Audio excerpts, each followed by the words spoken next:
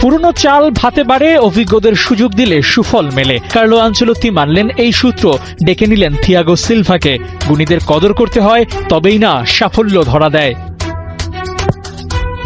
High intensive football চর্চায় মগ্ন হয়ে বড় দলগুলো যেখানে তরুণদের ইন্ট্রোডিউস করাচ্ছে, সেখানে কার্লো আনচেলত্তি ডিফেন্সের ভার সামলাতে দায়িত্ব দিলেন থিয়াগো সিলভাকে। এটাই বিশ্বকাপের চূড়ান্ত স্কোয়াড না হলেও একটা ধারণা তো ঠিকই মিলেছে।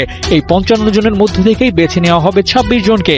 কিন্তু প্রশ্ন হলো, প্রাথমিক পর্যায়ে যেহেতু থিয়াগো সিলভা আছেন, তবে কি ওকে বিশ্বকাপের চূড়ান্ত স্কোয়াডেও রাখা হবে?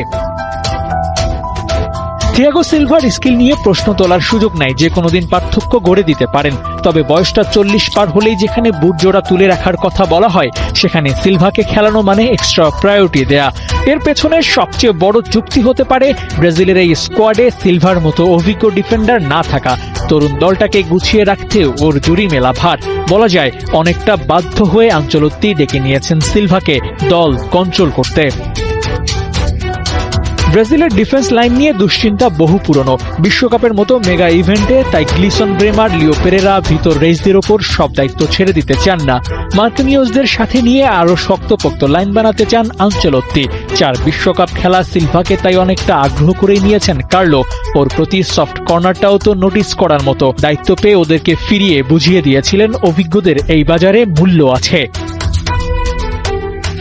শেষ পর্যন্ত 26 জনের স্কোয়াড পেতে কাটাছেড়া করে অনেকেই বাদ পড়বেন, কিন্তু সেখানে এক্সপেরিয়েন্স ম্যাটার করে এমন একটা উদাহরণ সেট করতে পারেন কার্লো আনচেলত্তি।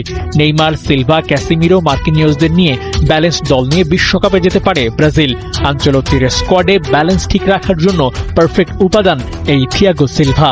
এবার সেই মানটা রাখার পালা।